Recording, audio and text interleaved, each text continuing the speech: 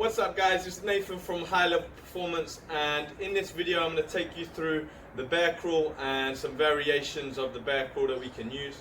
The bear crawl is a fantastic exercise developing all-round stability and strength, so definitely one to include in your program for activation and building up core stability. Okay, so let's get to it. Place knees underneath hips and hands underneath shoulders. Push into the toes and lift the knees just off the floor. Hold this body position. Make sure that we've got a nice flat back so that we're not arching at all.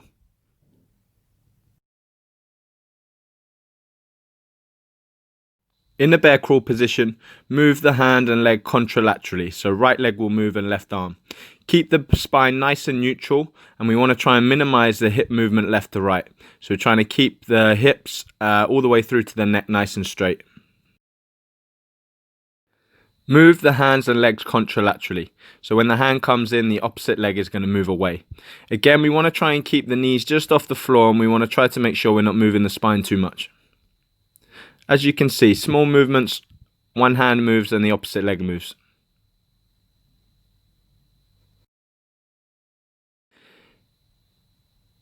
In the box bear crawl, we want to first move laterally, then we're going to go forwards, then we're going to move to the side again, and then we're going to come back, and then back to the side once more, returning to our start position.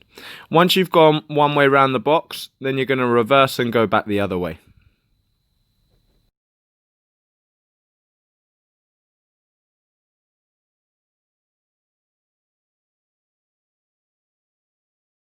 Hold a stable bear crawl position. Without letting the knees drive up too much, kick one leg behind you and try to extend it fully, squeezing into your butt muscles as you push the leg away from you. Keep the shoulders strong and make sure that the shoulder blades aren't collapsing down. In your bear crawl position, if you need to, take a wider base with the feet. Try to keep the body as rigid as possible, and then you're going to bring one hand to the opposite shoulder. As we do this, the goal is to try not to let the body rotate too much.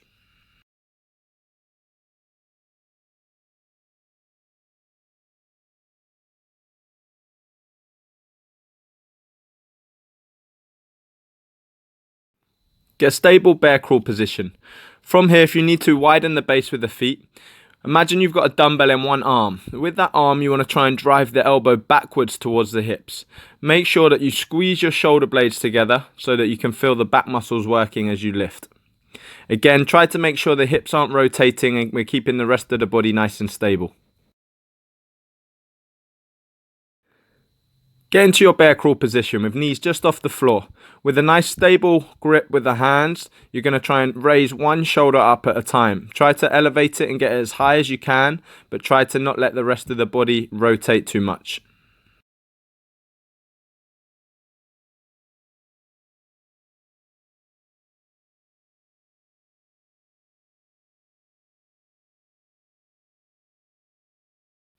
In the bear crawl Superman, we want to lift the opposite arm and leg. This is going to really challenge our core stability.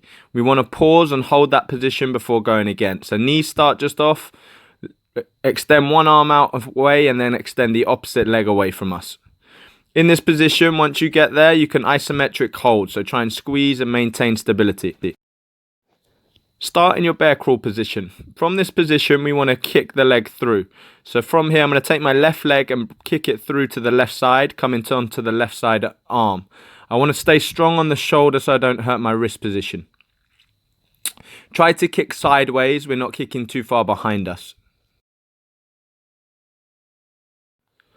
Start in your bear crawl position. From here, take one leg over the top of the other. Drive through the heels and extend the body up nice and tall.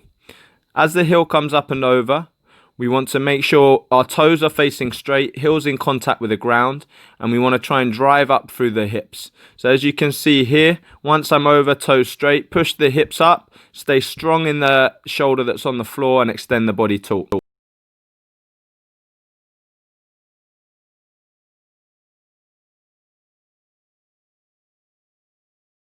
Start in your bear crawl position with both feet on sliders. From your bear crawl position, push into the floor, driving the legs away from you, so you end up in a push-up position, and then try to pull the feet back in on the sliders. Try and keep your spine as neutral as possible. In your bear crawl position, have both feet on sliders. Keeping one leg where it is, push the other leg away from you. Try to fully extend it, squeezing into the quad and the glute muscle. Start in a bear crawl position with both feet on sliders. Slide the legs away from you, and as you do so, drop down into a push-up. As you return to the top of the push-up, bring the legs back into the start position. Start in your bear crawl position. Slide the legs out and pull them back in. Once you're back in your bear crawl position, from that position we're going to drop into a push-up. Keep the core tight throughout. You're really going to work the shoulders and the triceps as we drop down here.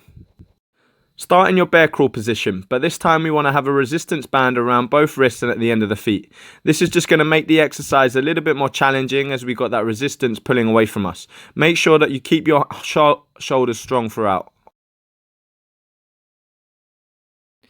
In the bear crawl position with the resistance band, we're just going to make it a little bit more challenging now by lifting one leg off. Lift it off, pause for a couple of seconds, and then you can release and take it back down to the floor.